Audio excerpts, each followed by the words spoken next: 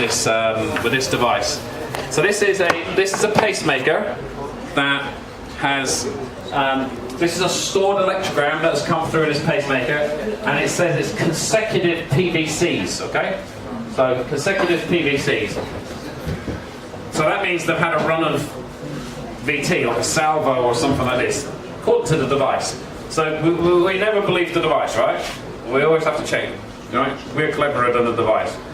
So let's have a look at the electrograms. Let's walk through the electrograms. A tip for looking at electrograms is that when you read a book, you start at the beginning of the book, and you work your way through the book, and then you get to the end of the book, and then you understand the book, right? The same with electrograms. You don't jump in the middle of a book and read a bit of the book and then go back to that bit and then read that bit, and it doesn't make any sense, right? Start at the beginning and work your way through it, and it all makes sense, right? So what's happening here? This is the A, this is the V. We are sensing A, pacing V. Is that a proper P wave? Yeah. Yeah, that's a proper P wave. Is it capturing a V? Yeah. Yes. A sense, V pace, A sense, V pace. This is the AV delay, 145. 145, A sense, V pace, A sense, V pace. Nothing very exciting is going on, right? A sense, V pace, A sense, V pace. A sense, V pace. Loss of capture. Yeah. So this means that this first VP lost capture. And the second one. And, well, the second one looks like it lost capture as well, doesn't it? But that's a 4.5 volt, so that would be weird. Yeah. So sometimes when you see a flat line on an intracardiac electrogram, it doesn't mean that it didn't capture. Okay? It's to do, yeah. I know you're like looking at me. Yes, it does. No, sometimes it doesn't mean when a pacemaker paces, it shrinks the gain to this channel. Okay? So the gain here is 1 millivolt. Okay? So it shrinks the gain when it paces, because if it doesn't, these signals here are 4.5 volts, and we're looking at millivolts here. So that would mean that you would have 4,500 millivolts being displayed on this channel here. You'd see nothing, right? It would all be blank. It would be big. There'd be a lot of noise on there, right? So we shrink it on the pacing pulse. Okay. So what can happen is that it looks like loss of capture. Okay. But it looks like loss of capture. It does. The first one. So the first one may well have lost capture. Yeah. And then we could have had, but this could be fusion. This could either be fusion, yeah, but we don't see the R wave because we shrunk the gain to the channel, right? So you're saying that the second one captured, but we can't see it on the air. Either the second one captured, I don't know. I don't know. We can't tell. Either this one captured, or there was fusion in here. Okay? It's hard to say. It's hard to say, right? There's no EGM. There's no EGM, but look, we were consistently capturing here. Consistently capturing here. So at whatever, this is like 1 volt. So if we didn't capture 4.5 volts, that would be quite unusual, right? So from one beat to the next, 4.5 volts. The lead is all stable, okay? So what I suspect has happened here is that this is possibly intermittent a slight threshold rise. Anyway, so the device says loss of capture, backup pulse. One of these is captured, or there's fusion. Can't tell. The next thing the device does, can you see what the device? Here's the AV delay at 145. Long AV delay. Yeah, The search? No, it's not. Search for fusion. This is a fusion search, correct. This is a fusion search, right? Because the device says, I don't know what this is. This could either be, I could have loss of capture or paced on an intrinsic R wave, and then I don't see evoked response, okay? So we go A sense, V pace, loss of capture. No, it is loss of capture, okay? Now it almost definitely is loss of capture, okay? Because this is your fusion test, okay? but there is an EGM. There is an EGM, and the EGM For the second. No. For the second. For the backup pacing. yeah, for the backup pacing, yeah. So the gain shrinks for a very small period of time, and then it pings back up again. So when it paces, it shrinks and then pings up again, okay? So it's a very small transient moment of shrinking of the electrograms, okay? So you can see what sometimes looks like a flat line, not necessarily a flat line. It's sometimes difficult to determine. Anyway, then what happens? What is this? This could be a retrograde, but let's look at the it is sinus beat. It's a sinus beat because the rate is the same all the way along. Okay. It is written at retrograde from the timing wise. Correct. Not. Yes. Because, So- because it increased the AV delay, that's why it became retrograde? Yeah, It is now in the pivot. yeah, if we measure that and that Yeah, and that it's the same. and that, Regular. it's the same. But because of the So so this is a sinus beat, Yes, but it it's is. in pivot. PVARP, Yeah. okay? So this is in a special timing cycle called PVARP, which prevents this from being tracked. So we don't track it. But this is a sinus beat because it conducts through to this. Yeah. And then what happens? We have a Native conduction with long PR interval. native conduction of long PR interval, and the P wave keeps landing in the PVARP Until until this P wave yeah. comes out of PVARP, okay? So we can see this P wave here, this one is no longer in PVARP, and then the device goes, okay, I've got to track that, and now I'm going to do a threshold, because I've got 2 loss of captures. So now it does so can you see now a very, very short AV delay pacing. This is auto capture running, and then down the bottom, we can see it's reached the point at which it lost capture with backup pulses. And it looks flatline, right? That looks worrying, Yeah. but it's not flatline. This is capture. So why do you confuse us? Why Yeah, do you shrink it? but yeah, I know. But if we didn't shrink it, it would confuse you even more because the whole screen it'd be a lot of big black lines. So all companies do this. All companies shrink, and it just so if you pace and you get very quick activation, you usually hide it. If you pace and you have a bit of latency, you see the signal. So yeah, so you see it always on the A a lot as well. If there's a little bit of latency, then we'll see the signal. If there's no latency, it's immediate. You don't see it. Often you don't see it, or it gets down. We need an engineer in the pacemaker club. Yeah. Well, yeah. Okay, so nothing really wrong here, right? Nothing wrong here. We could. So the device is saying I've got lots of PVCs. It's nonsense, right? It's no PVCs. What we could consider doing. Why is in the category of PVC? The Ah. algorithm is the PVC. The algorithm is picking it up. So the algorithm that defines PVCs says that if it sees a ventricular event without a preceding atrial event, this is a PVC. Yeah. Okay. So this defines. So ever someone comes to you and says, this pacemaker patient in the clinic, he has 20% PVCs.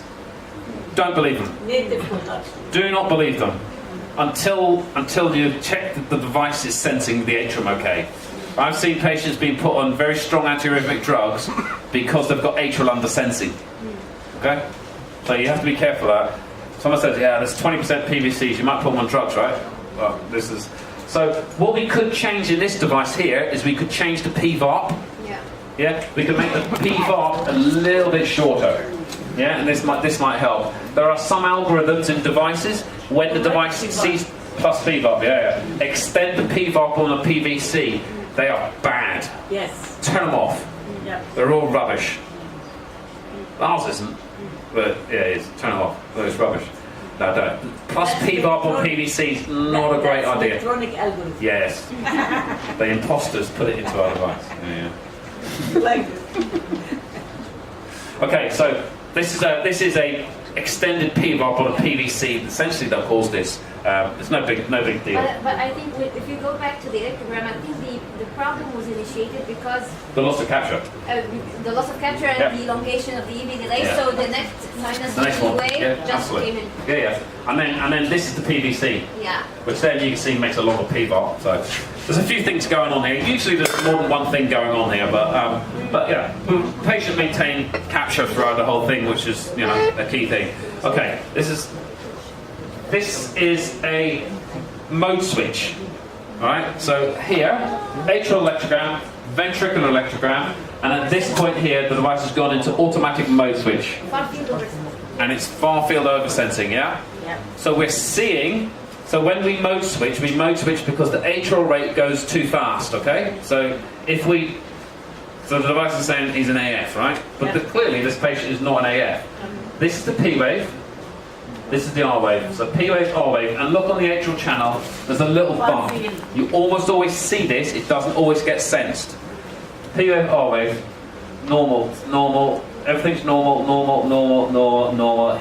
And then here, we sense this one, and then we see this one afterwards. Okay? This is the far-field R wave.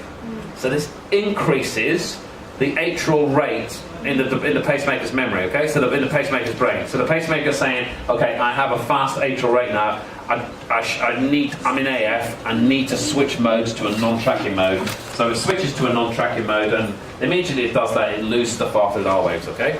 So far-field R waves will cause loss of this here. They'll cause loss of tracking. They'll cause loss of CRT. So we really don't like them. So how do you fix this?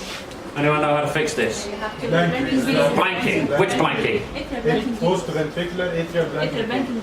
Post-ventricular atrial blanking period. Yes, the peak VAB. Right. So the peak VAB is a timing cycle that starts on the ventricular event, and it blanks the atrium after the ventricular event. Okay.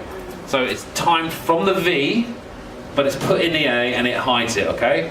So if we did that on this patient, it didn't work. So you have to now go get your microscope and look in. So have a look. So the far-field R wave started before the R wave. So PVAP doesn't work, does it? sensitivity, you can't play with the Sensitivity, absolutely. So see, it's starting. The stick is starting before the V sense. So it sees the far field before the RV sees, because the RV leads here, right? And you're depolarizing the septum, and we're seeing that septal depolarization. It sometimes happens. So, but everyone, straight up PVAP! Like, no. Pardon? The patient has an underlying right bundle branch block that will show this.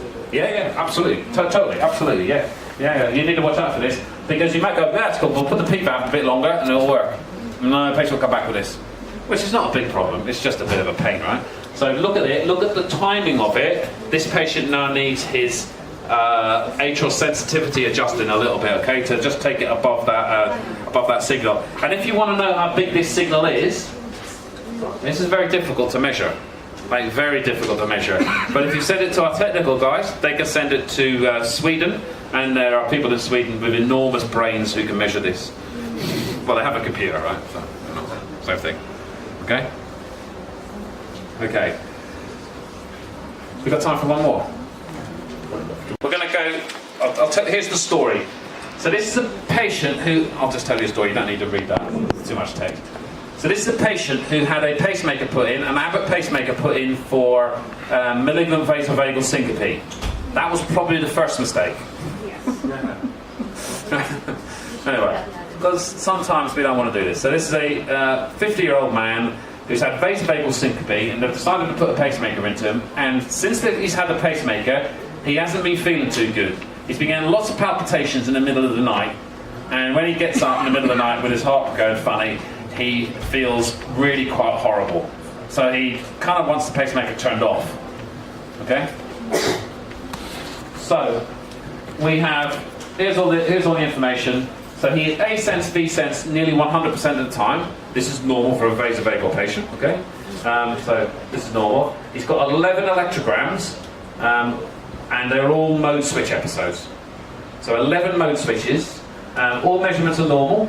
Okay, they're all normal. If I press on these, I'll get the trend, but these are normal. There's an alert up here. The alert is that he has exceeded his AT-AF burden. Okay, so he's got lots of AF apparently. Do you believe that? No, I don't. No. You'd have to see first, right? Don't believe everything. The device is only as clever as a toaster, right? Okay? It's a bit cleverer than maybe a washing machine. Okay? Because if it was really, really, really clever, it would need an electricity socket running into the back of it, okay? So, people tell you these devices are really clever. They're clever, but they're not that clever. Okay, so here we have, there's lots of lines on here, but try and ignore the lines. Here is his atrial, the summary of his atrial events. And can you see, most of the atrial events are between 190 and 200 beats per minute. Is that AF? No. Almost definitely not, okay? This is either an atrial tachycardia or rubbish. Yes. Like far fields or something like this. Is that real AF? There. That. Heart rate of, atrial rate of 300. No. No? For the machine it is yes. For the machine it is yes. But we want to see the EGM. Yeah. So this looks like. If I didn't give you an EGM, I would say that looks like AF. This looks like not AF. Yes. This here, this duration, this looks like AF. This looks like AF. This looks false. Yes. When it's very short and very slow, it's probably not AF. When it's very fast and it goes on for a little while, it's probably AF, right? Just increase the probability. Doesn't mean it is, okay? You can have short stuff. You can have short stuff that's not very fast. It's still AF, right? We look at the ventricular rates during AF. That there, this is AF, isn't it? This is very fast, right? He's normal aviodynamic conduction. If he goes in F, he's going to go But really sometimes fast. This is sinus tachycardia with Sometimes, stress. absolutely, yeah. But that has characteristics, right? So we'll go and have a look at his electrograms. So here is an electrogram where he mode switches. There's the mode switch. Okay? It's fake AF. This is fake AF, right? The same, morphine. It's it's a number of things. So this is a phenomena called RNRVAS rhythm, RNRVAS, right? Or competitive. You've heard about this? Competitive atrial pacing, or RNRVAS rhythm. So this is sometimes see it, and it always comes up as a false AF, right? But you need to. There's a different fix to fake Farfad-Always. So let's start over here. This A pace here. Or let's look at this signal here. This is a P wave. At the moment, I don't know where this P wave has come from. Okay, it's just a P wave. Then the device atrially paces here. Has it atrially captured? No. No. It might have done, but probably not, because it's so close to this. Okay, it's in the refractoriness of the atrial tissue, right? So this is loss of capture. Probably, it is. This is loss of capture. Then we have a V pace. We V pace. And the last time the atrium was depolarized was 400 milliseconds ago. This guy has normal AV nodal conduction, so it goes back up as AV node, okay? So that is retrograde conduction. The retrograde P wave, so now this is retrograde conduction. Retrograde conduction in the PVARP, it's in a box, device doesn't track it. Device paces the atrium, doesn't capture, paces the ventricle. Now it's 400 milliseconds since the atrium last depolarized, retrograde conduction, and it continues, okay? So this is a repetitive, so RNRVAS stands for repetitive, non-reentrant VA synchrony. Okay? And Okay, so how do you fix it? What is the difference between this and pacemaker mediated? It's like a slow PMT. It's kind of like a slow, it's not PMT, it's like a slow PMT. Because it's not tracked. Yeah, because it's not tracked, because it can't track this retrograde conduction. Okay? So it's kind of like a slow, but it's an RNRVAS. If you type RNRVAS, there's some really nice papers that have been published on it that break it down, okay? So, but what you need to work out is, okay, that's not, we don't want this patient having this. This is the source of his palpitations. Because if I go to his log of all his AMS episodes, look at the time of all of them. 7 o'clock in the morning, 5 o'clock, 9 o'clock at night, 5 o'clock, midnight, 5 o'clock, 7, 11 o'clock, 2 o'clock in the morning, 1 o'clock in the morning, okay, 8 o'clock, we may have had an early night, who knows? The lower 11. rate is inviting Correct. atrial pacing. Yeah, so so this is a vasovagal syncope patient. He is triggering his therapy for vasovagal syncope when he goes to sleep. So when we have vasovagal syncope treatment, we let the heart rate drop to certain levels, and when it hits that level, we pace fast. Okay? When we pace fast, so we boost our cardiac output. This is happening. There's one episode on here that looks like real AF. Okay, this is the AF log. Can you see the real AF? Just look at the peak atrial rate. That 640? That is fast AF, right? That's the atrial rate, right? Yeah? That looks too fast, right? Okay, well it might be oversensitive, but we'll have a look, okay? So, let's skip past this. Oh, sorry. Come back. This is the patient's intrinsic rate, okay? This point here is when he will deliver his vasovagal treatment. He's really close to it. So when he goes to sleep, trigger, he gets vasovagal treatment when he's in bed sleeping. Okay? Which then triggers the weird rhythm. Okay? So that's a good point to look for. We can look at sensor response and other stuff there as well. Skip past that. So let's look at his programming of his vasovagal syncope, and then we'll come back to the AF and we'll see what you think of his AF. He's got a base rate of 60, that's okay. Rest rate of 50, that's okay. But the hysteresis rate, and this is the therapy for vasovagal syncope, if he hits 50 beats per minute for 2 cycles, which he's a 50-year-old, right, and he's reasonably fit, it probably happens at night. Well, it does, we've seen it. It will trigger a heart rate of 100 beats per minute While sleeping. for 1 minute, and then wean off. Yeah, not good.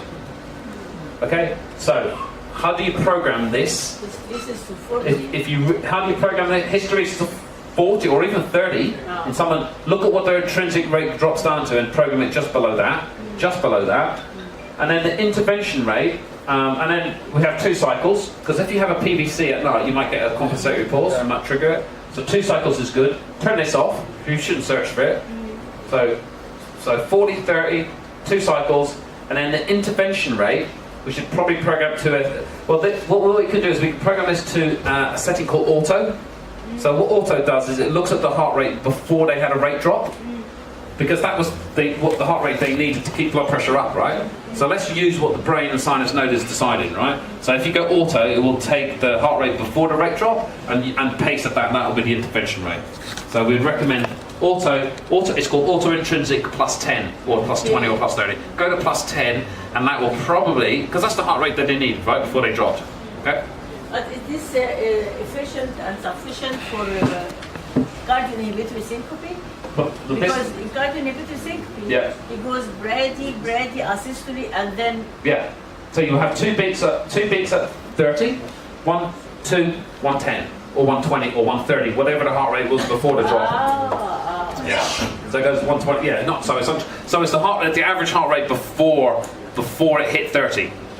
Yeah. And it's based over an average of about 5 minutes. So it's quite a long average. Yeah. So what typically you see is they'll be up at like 120. They'll pace at 120 because usually they go fast before they drop, right? Usually they're pretty fast before then they start to go like this. They go fast.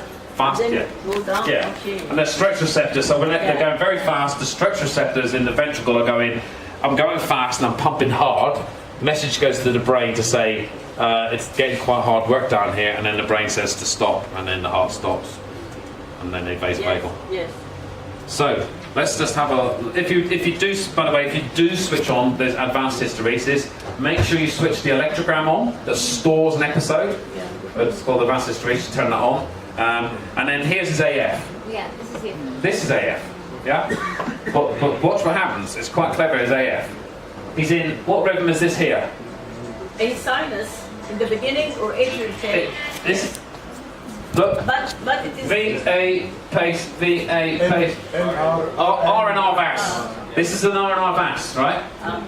And then this atrial pace here, induced AF. that captured.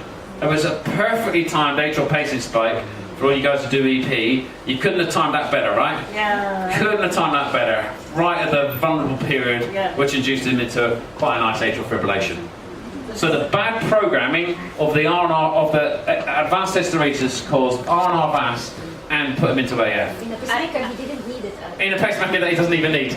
And then Everything's a then tragedy. they give him anticoagulation, and then he gets the hemorrhage. Then he dies, yeah? Yeah, something like that. We maybe not put pacemakers into these people sometimes. He also had this. I love it. You love it. What's this? Non-sustained VT. Now what are you going to do? سنة ثالثة زمالة يلا تمتحن. Excuse me. No, it's okay, go ahead. Third year زمالة. Your exam on this stuff will be on the 6th of December. So we have to answer. رانيا وانا المفروض ما أتكلمش. Right, so what is this rhythm? And what are you going to do about it? Yeah, non-sustained VT. Yes, excellent. So fast ventricular rate. Is there anything else going on? There's one other thing going on, just if you want to be really exact. Go on, you got Omar. V more than A. V more than 8, yeah? Yes, and the configuration and sudden onset. Sudden onset, yeah. Configuration difference. Yeah, the morphology completely different. So it's hitting the lead at a different direction, so it looks different. More V's than A's. One other thing that's coming on? There is pace speed, non-captured atrial pacing. Here, Yeah, non-captured. possibly. It made a V sense afterwards. That might capture Rate it. conduction. There's retrograde conduction in the VT. Conduction, yeah. Yeah? You see that? There's 2-to-1 retrograde conduction in the VT. So we go 1 VT, 2 VT, A, 1 VT, 2 VT, A, 1 VT, 2 VT, A, 1, 2, 2, V, 1, 2, V. So we've got 2-to-1 retrograde conduction during the VT. It happens. Okay, or 3-to-1, or 1, or 1-to-1 if you're really unlucky. And then, can you see what's just started over here? What is this the first beat of? 50 pacing. So we, A pace, probably capture went through the V. What's this? PVC. PVC, retrograded conducts. Atrially paced, V. Yeah, so retrograde conduction. This probably doesn't capture. We might be about to set up an R&R VAS rhythm again, okay? In a patient who doesn't need a pacemaker. Yes. Turn it off. Take it out. Take it out. Yeah. Take it out. No. Oh, I won't. Good. Yeah. So lots of problems for someone who didn't need a pacemaker. And here's the initiation. It's really rare to see the initiation of an R&R VAS. Right? This is the only time I've seen it, and I've been doing this for a long, long, long time, to kick off of an R&R VAS. So look what time this is. This is at, what time? At nearly midnight on the 20th of May this year. And he's got hysteresis, advanced hysteresis. So he's pacing for a vasovagal event. He's just gone to bed. And he's had his heart rate hit 50. The device is pacing at about 90 beats per minute. So it's gone up and it's coming back down again. A pace, B pace, A pace, B pace. This here. This is an early P wave. Early P wave, V pace. So this is just sinus rhythm. So he's woken up and he's kind of like, oh no, this palpitation thing happens again. A tracks it, V pace. A tracks it, V paces. This one falls into the P valve. Just into the P valve. Yeah? That one landed just in the P valve. Was not tracked. The device is running at high atrial rate pacing at the moment. So we A pace close to the retrograde. We don't capture. We V pace. We retrograde conduct. And that's the first beat of the R&R VAS. Okay? This is a mess. This is an absolute mess. Okay? So R&R VASs get caused by high rate atrial pacing. That's the problem in this guy. Long PVARPs. Not necessarily a problem in his guy. The problem in this guy is the bad atrial pacing and long AV delays. Those are the three things that cause it. Which one you fix depends on the patient scenario. On this guy, it's fixes stupid programming for his vasovagal that he didn't need anyway. Okay? That's it. And then a couple of diagrams on R&R VAS that show you the thing. But like I say, I'll send this to the guys here and they'll send it out as a PDF. Okay. Lunch. Yes. So what time do we come back?